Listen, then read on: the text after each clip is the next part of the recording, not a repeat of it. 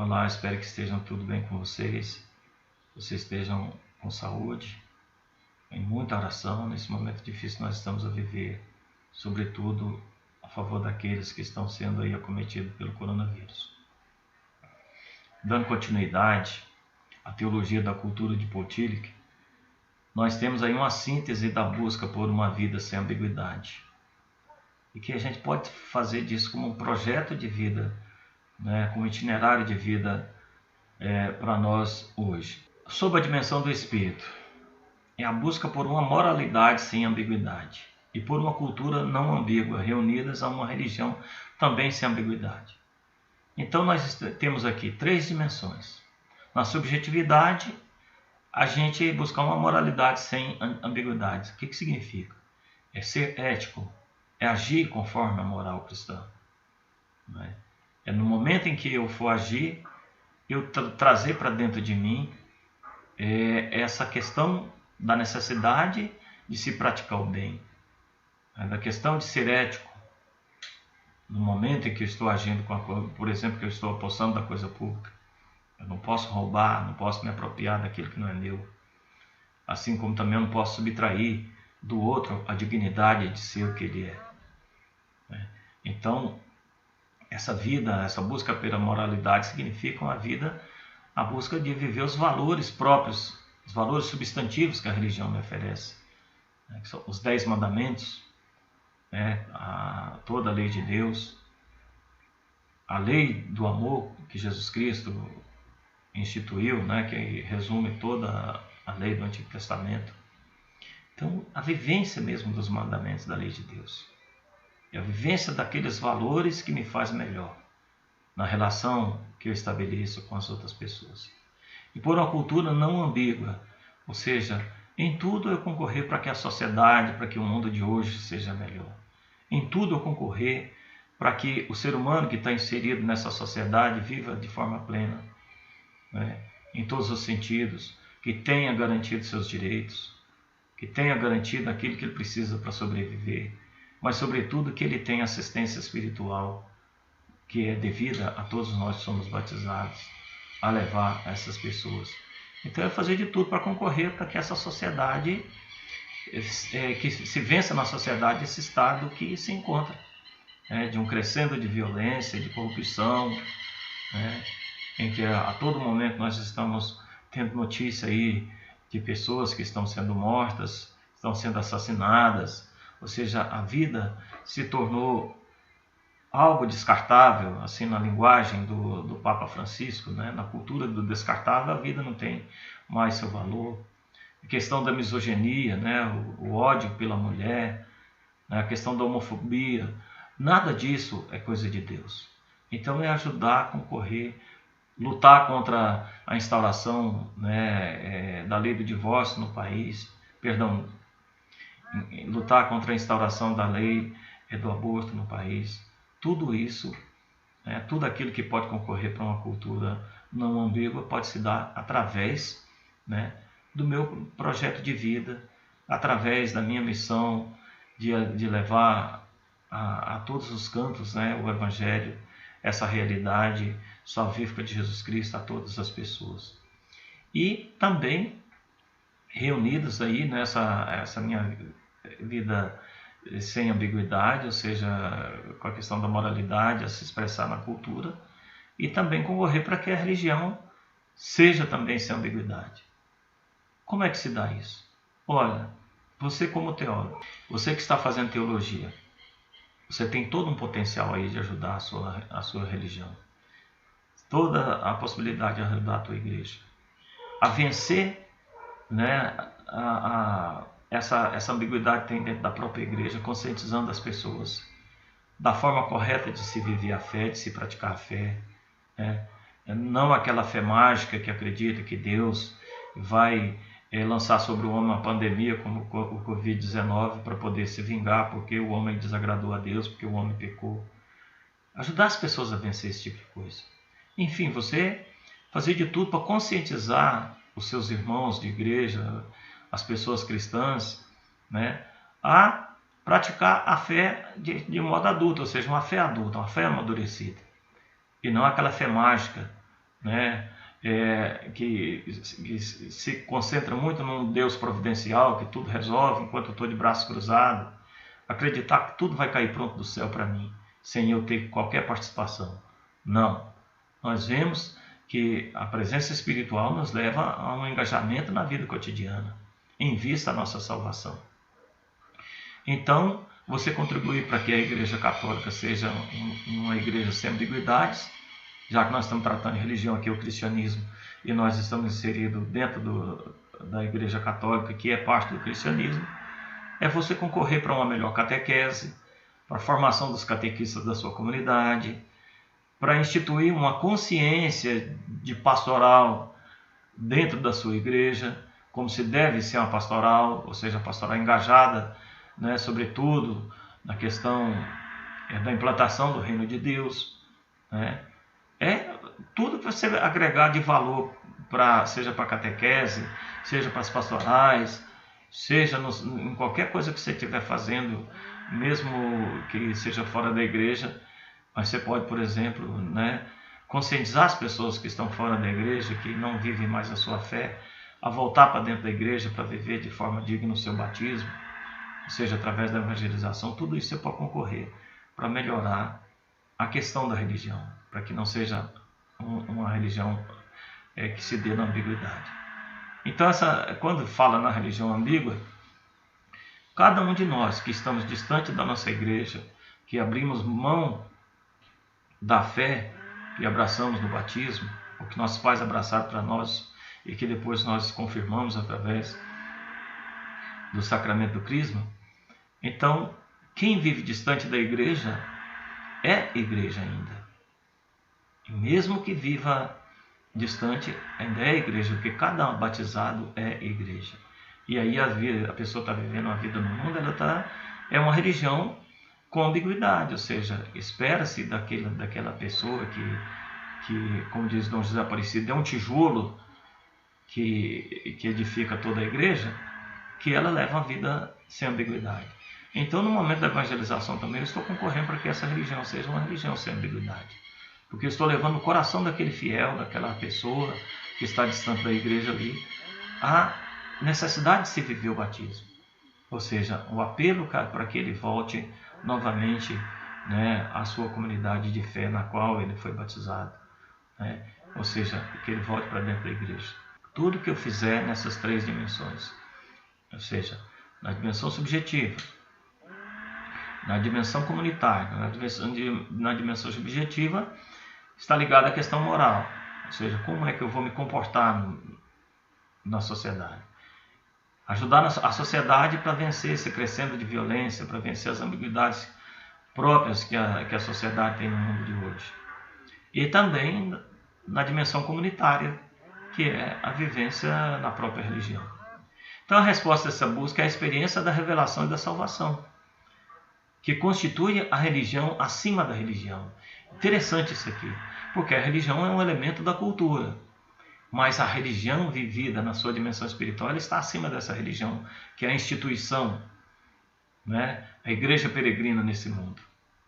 Então, embora se torne religião quando recebidas, ou seja, quando o fundador, né, de uma determinada religião, ele recebe uma revelação divina, né, com proposta à salvação do ser humano, ele vai fundar uma religião.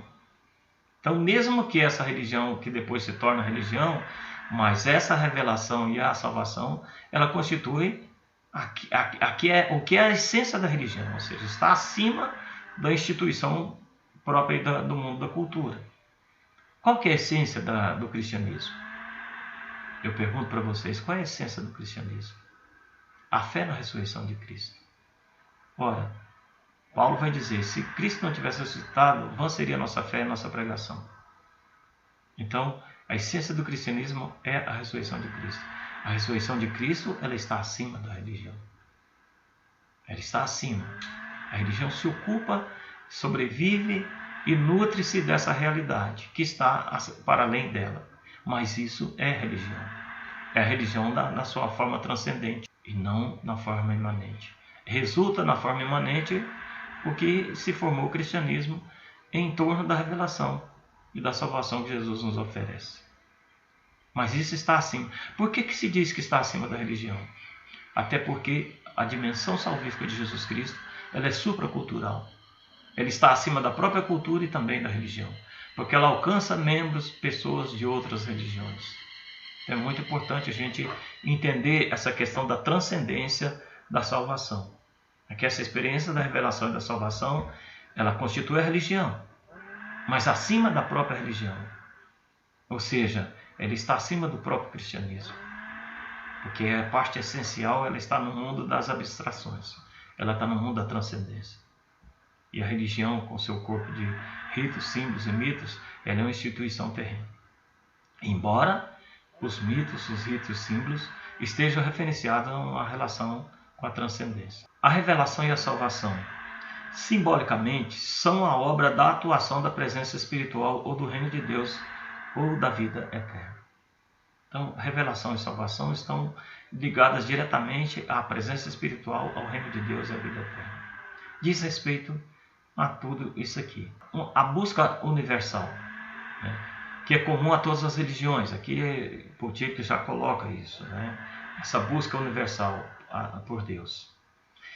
A resposta recebida subjaz a todas as religiões, conferindo-lhes uma grandeza e dignidade.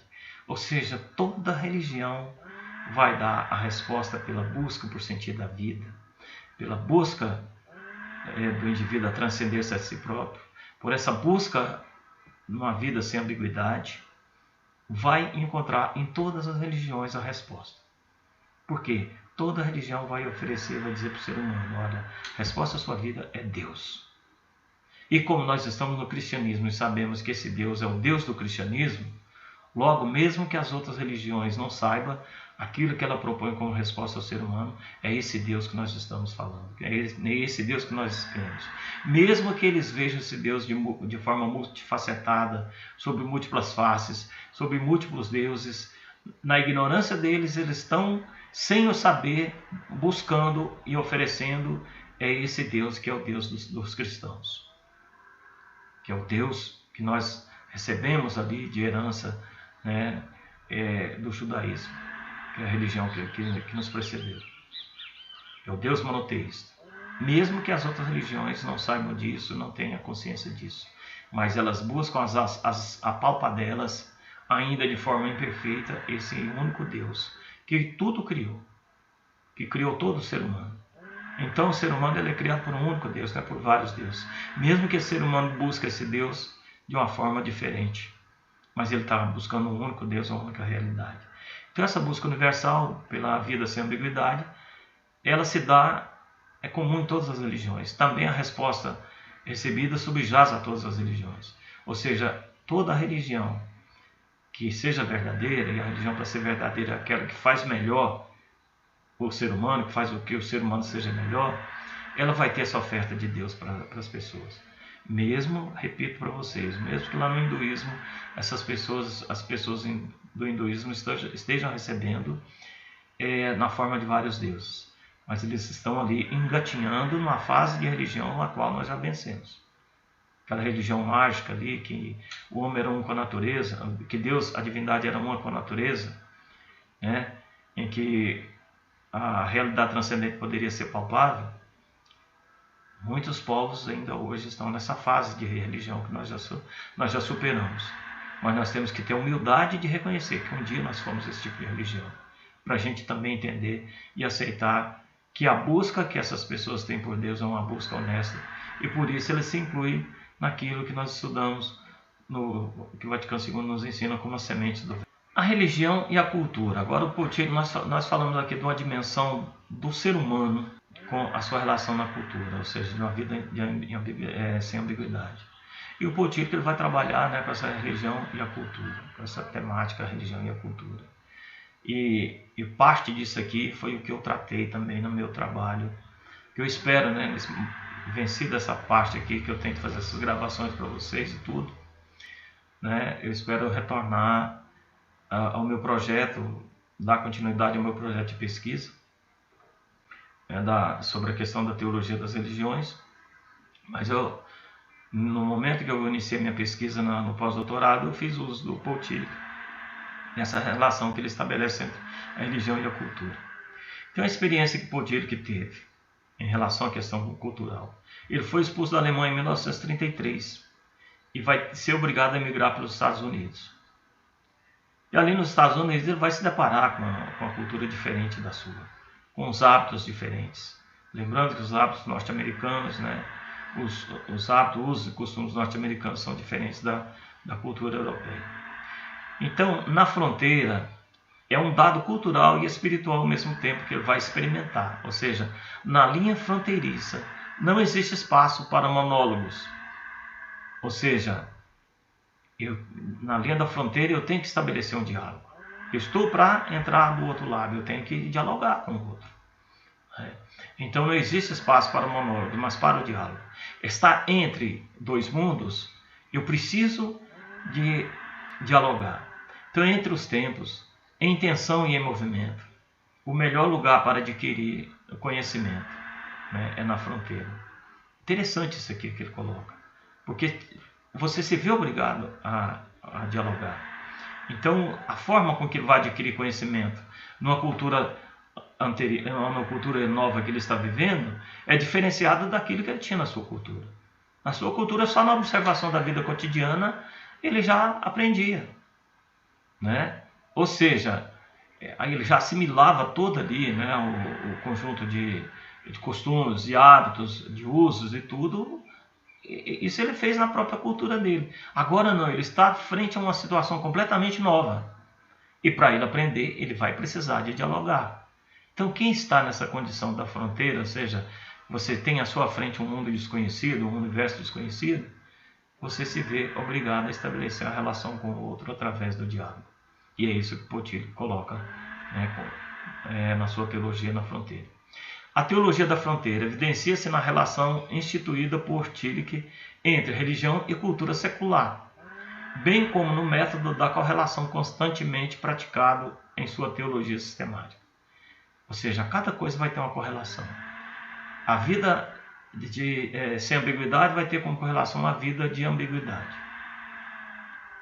A prática do bem sempre vai ter como correlação à prática do mal. Então o método da correlação é isso. Eu tenho elementos polarizados e eu vou comparar esses elementos um com o outro. Ou seja, toda coisa, toda situação vai haver uma contrapartida. O que é a religião para Potielik? Cada autor desse nós vamos ter ali um conceito de religião, mas é interessante esse conceito dele, porque vai estar muito ligado à questão da cultura. É uma dimensão necessária à vida espiritual do homem, ou seja, o homem se lança à busca por sentido da vida, à busca por transcender-se, à busca por uma vida sem ambiguidade, ele vai encontrar a resposta na religião. Então é a dimensão necessária à vida do ser humano por aquilo que ela oferece. Nós, por exemplo, o cristianismo, a Igreja Católica, nós precisamos da Igreja Católica por aquilo que ela tem a nos oferecer, que é resposta à busca daquilo que nós somos movidos, né? Há uma vida com intimidade com Deus e tudo mais, a religião, a Igreja vai nos oferecer isso. Então não é uma função como as outras, mas é a orientação que sustenta todas as funções do Espírito na direção do incondicionado. Incondicionado que ele está dizendo aqui é aquele que não tem condições, que não impõe condições. Incondicionado é aquele que já é, ou seja, aquele que não está ali submetido às leis e às regras desse mundo, né, ao mistério. Então, como dimensão de profundidade, a religião é a experiência do incondicionado, ou seja, ela é fruto da experiência que se tem do encontro do homem com Deus. É a orientação do Espírito para o incondicionado. A religião ela tem todo um código ali, seja ritos, mitos e símbolos, tudo que a religião realiza é para com que o seu fiel tenha esse encontro com o incondicionado. Então sempre a religião está apontando para Deus. Então muito importante isso aqui nesse conceito da religião de Potielik. Ou seja, enquanto Karl Barth vai descartar a religião, enquanto o Bultmann vai descartar a religião, ou seja, numa perspectiva redutivista da religião, que a religião é criada pelo ser humano e tudo, Potielik não vai entrar nesse detalhe. Ele vai valorizar a religião, porque o homem depende da religião para a sua vida sem ambiguidade, por aquilo que a própria religião oferece, são os valores, né, próprios de uma racionalidade substantiva, a qual é necessária para manter a anomia na sociedade. Quando eu falo anomia, não é o A separado do nomia. Porque anomia com A junto é anormalidade, ou seja, é uma sociedade que está no caos, né? Que está num estado de total falta de nomia. Anomia aqui eu estou falando separado. O incondicionado. O termo é de origem kantiana, ou seja, vai pegar ali na filosofia de Kant o que ele diz sobre Deus. Claro, é evidente que os filósofos vão tratar de Deus de uma forma bem diferenciada. Né? Nós temos ali no que chama de teólogo, mas é mais filósofo que teólogo, né? O Rudolf Otto vai chamar Deus de totalmente outro, né? Ou seja, Deus é totalmente o outro. Então, aqui ele vai pegar esse termo do Immanuel Kant, que é o condicionado, o incondicionado. Não como um conceito substitutivo para Deus, mas como a chave para abrir a porta trancada de acesso ao Santíssimo do nome de Deus, a qual se descarta depois. Ou seja, utiliza-se o incondicionado como uma chave de leitura, como uma chave hermenêutica, para a compreensão de que é Deus. Então se refere mais a qualidades de Deus. É um título que é dado assim momentaneamente para depois ser descartado. Por que o título que diz isso? Porque Deus eu sou. Deus declara eu sou e pronto. Então, como Deus não se submete à experimentação empírica, ou seja, à objetivação própria do ser humano, né, ele vai utilizar esses termos para poder fazer a análise teológica dele. Mas depois descarta porque não tem valor nenhum. Isso para ti que ele quer dizer é isso. Então, qual o significado? Designa o elemento de toda a experiência religiosa, que a torna propriamente tal. Ou seja, a experiência religiosa só é a experiência enquanto encontro do homem com Deus. Refere-se a uma qualidade e não a um ser. Então, a qualidade que Deus tem. Ora, em Rudolf Otto nós vimos que Deus é majestas, é o luminoso. Aqui ele está dizendo a qualidade do condicionado de Deus é o incondicionado, ou seja, aquele que não tem limites, né, que está acima de tudo. Né? Então, qualidade que se experimenta no encontro com a realidade. Ou seja, que encontro com a realidade? A voz da nossa consciência.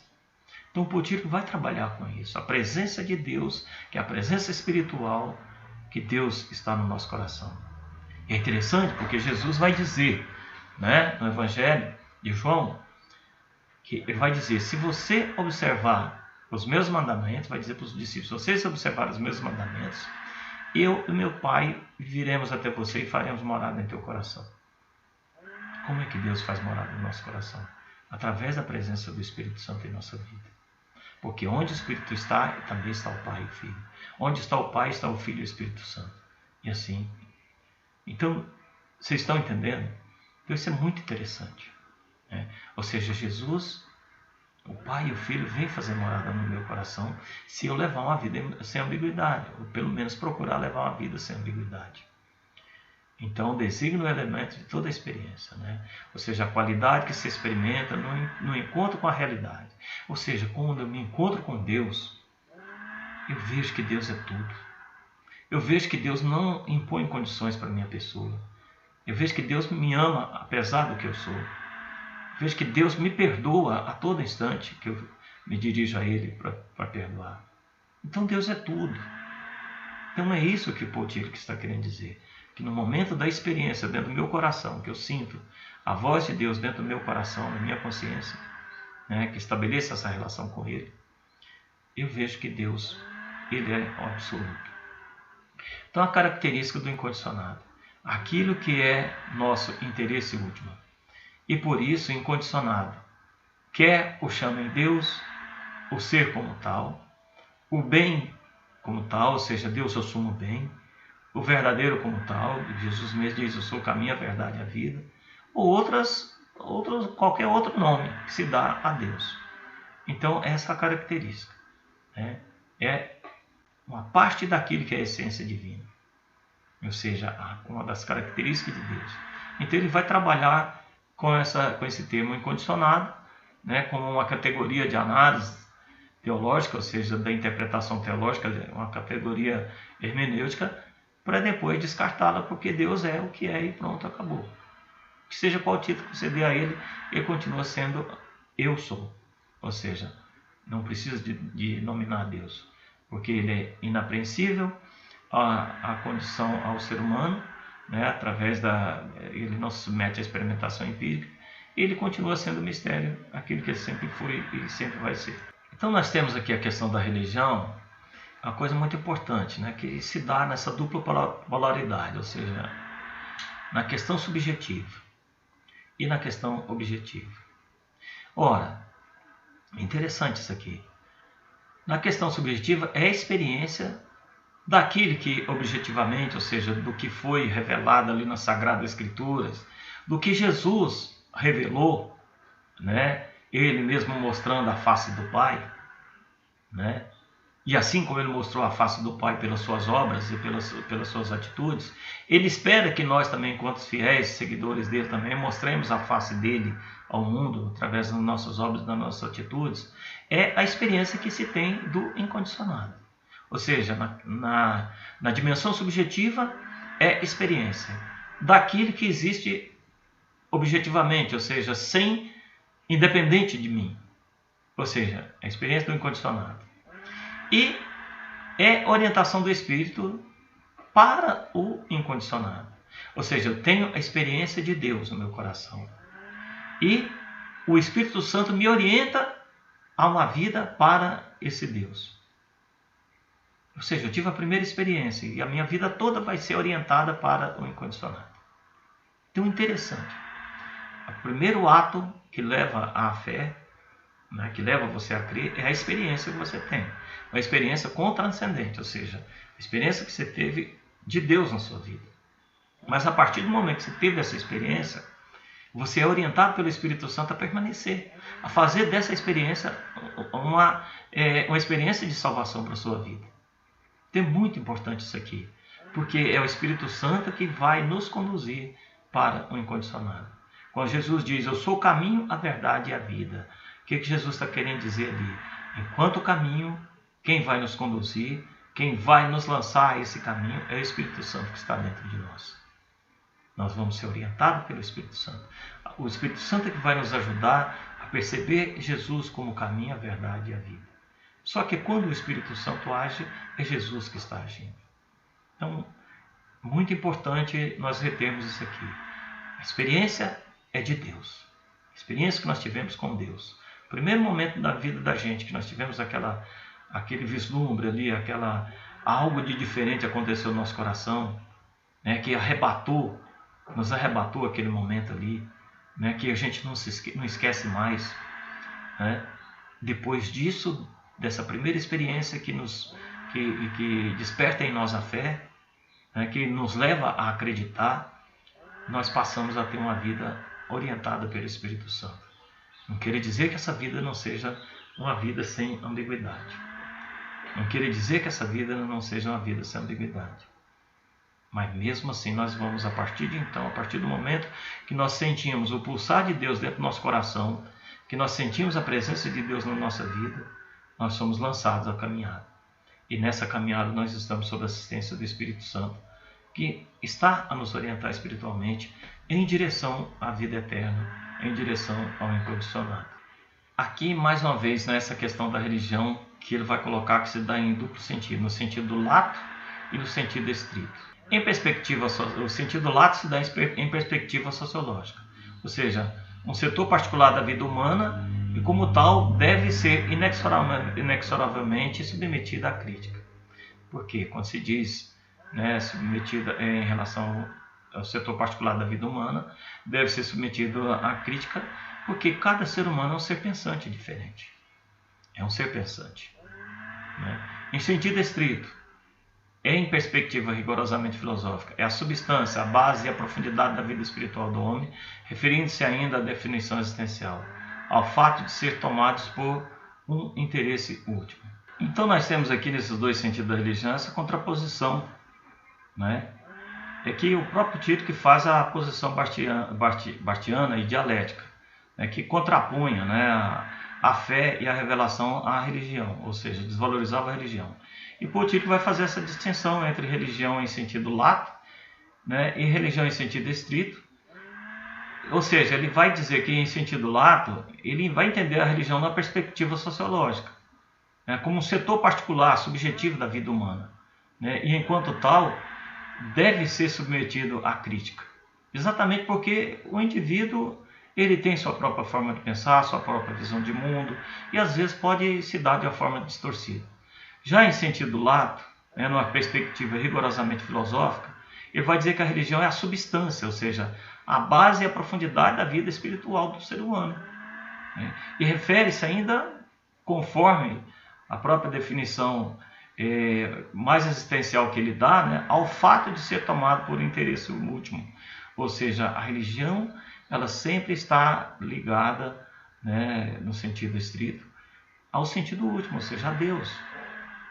Enquanto na subjetividade do ser humano, o ser humano pode, às vezes, fazer uma interpretação errônea da religião, mas no sentido filosófico, ou seja, na sua essência, ela está radicada em Deus, em tudo aquilo que se refere a Deus. Então, só essa observação, né? No sentido lato, no sentido mais subjetivo, e no sentido estrito, mais objetivo, ou seja, aquilo que a religião é por sua essência. A linguagem religiosa. Veja bem, Max Weber já trabalhou com essa linguagem religiosa, que é a linguagem simbólica e tudo, né? O próprio Durkheim também já trabalhou com a linguagem religiosa. Então, a linguagem religiosa é a linguagem simbólica que a religião utiliza para expressar. Então, a linguagem científica se ocupa em descrever o mundo objetivamente, né? A linguagem religiosa vai exprimir como o homem vive em relação ao mundo. Então, exprime a referência à realidade última, ou seja, sempre o homem vai estar referenciado a Deus. Faz uso de símbolos para expressar a relação com o incondicionado. Ou seja, como eu não posso captar Deus, eu não posso estabelecer uma comunicação com Deus de uma forma objetiva, eu não posso pegar um celular e ligar e falar com Deus, eu não posso pegar aí, né, um jato e sair da terra e ir para o céu. Eu tenho que me comunicar com Deus através de uma expressão simbólica. Então vai fazer uso de símbolos para expressar a relação com o incondicionado. A ciência técnica vai esvaziar de sentido essa relação simbólica. Mas pela fé nós temos uma plenitude na relação simbólica, na expressão simbólica da nossa fé em relação ao contato que se tem com Deus. Então nós temos aí, né, a forma com que nós vamos nos comunicar com Deus pela via simbólica, pelo rito, né, pelos objetos litúrgicos, pelos objetos sagrados, através da oração. Então nós vamos ter esse contato com Deus. Quando nós falamos na comunhão espiritual, veja bem para vocês verem que situação que nós estamos a viver. Nós deixamos de receber Jesus Cristo sacramentalmente, né?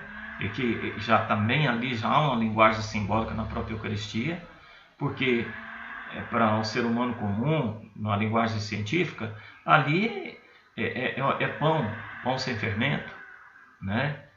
A hóstia é um pão sem fermento, mas ela consagrada é o corpo e sangue de Jesus Cristo.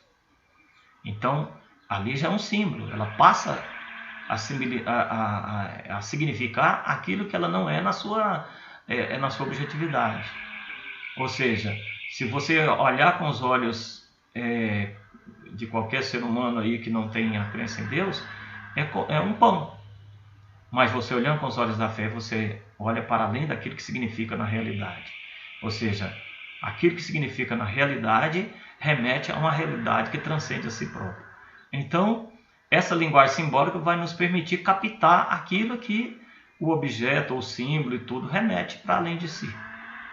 Então, a nossa fé cristã ela é profundamente expressa através de simbolismos e o Paul Tillich vai fazer relação a isso. Então, a linguagem religiosa, aqui ele vai fazer a distinção entre sinal e símbolo.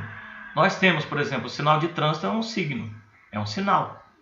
Ele vai representar unicamente aquilo ali, né? O símbolo já é diferenciado. Então, o sinal é estranho à realidade a qual remete.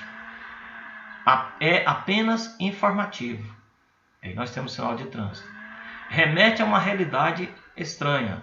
Ou seja, você vê, está andando na pista ali, viajando para algum lugar. Aí você vê, é uma placa com a vaca. Ué, o que remete aquilo ali? A possibilidade de um animal, né, estar ali passando, atravessando a pista. Não remete nada além disso. Nada além daquilo que é material. A diferença do símbolo se dá nesse sentido, porque vai ter um significado para além de si mesmo. Então, o símbolo ele participa de alguma forma da realidade a qual remete, né? A bandeira nacional, por exemplo, é símbolo da nação. Não é signo, é símbolo. Ou seja, toda a nação, todo o Brasil está simbolizado ali naquela bandeira. E representa a realidade a qual remete, desvelando-a e participando do seu poder. O cálice, volto novamente ao cálice. O cálice é um símbolo que, vistos por um homem comum, é uma taça onde se bebe vinho. E, no entanto, visto por um homem de fé, vai remeter àquela realidade que se deu ali na Santa Ceia, em que Jesus, reunido com seus discípulos, dá de beber a eles o vinho, dizendo que é seu sangue, né? E o pão, dizendo que é seu corpo. Então, veja bem, essa vai representar a realidade a qual remete, ou seja, naquele momento ali no altar, está representando a realidade dos tempos de Jesus, da última ceia. E significa essa realidade. E ao significar essa realidade, participa do seu poder. Ou seja, o que nós vivenciamos hoje na missa é de fato aquilo que aconteceu nos tempos de Jesus.